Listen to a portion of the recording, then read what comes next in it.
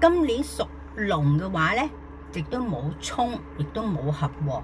咁運勢咧亦都平平嘅。咁吉星方面咧有八座啦、天解啦同埋解神嘅。咁啊，一切嘅嘢咧都可以咁講話係先難就後易。咁有可以正所謂有天解啊嘛，咁即係慢慢就會解決噶啦。咁喺愛情方面咧就會浮沉不定噶喎。咁喺事業咧都可以咁講啦，都幾難有一帆風順嘅。咁但係都會可以咁講話係先難後易啦，咁樣慢慢就會解決啦，係咪？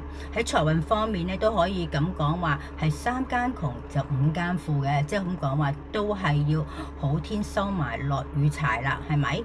咁啊而喺空星方面咧有浮沉啦，同埋寡宿月煞同埋天狗吊客豹尾同血印喎。哇，空星都幾多喎。咁啊所謂浮沉嘅話，即使可以咁講話喺事業方面都會浮浮沉沉啊。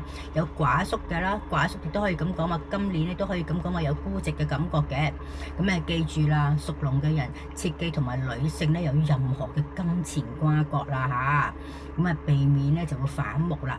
咁出外旅遊咧就唔好去一啲高危嘅活動，否則咧就會有意外發生喎。亦都唔應該呢度探病問喪啊嚇。屬龍嘅人記住啦，今年唔好探病問喪啊。咁樣亦都留意家中嘅長輩嘅健康嘅。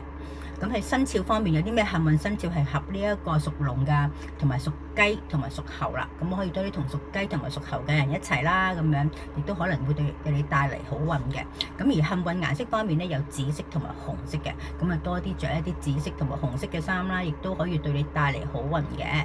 咁而喺紫色同埋紅色嘅水晶方面咧，咁亦係都可以帶一啲綠髮晶啊同埋紫晶啊咁樣。亦都帶啲紅色嘅嘢啦，咁啊例如如果你係喜歡帶呢一個中藥嘅合香珠嘅話咧，帶紅色嘅話，你都可以帶啲有紅色嘅咁啊合香珠啦，例如呢個紅麝香啦，咁樣都對你帶嚟好運嘅。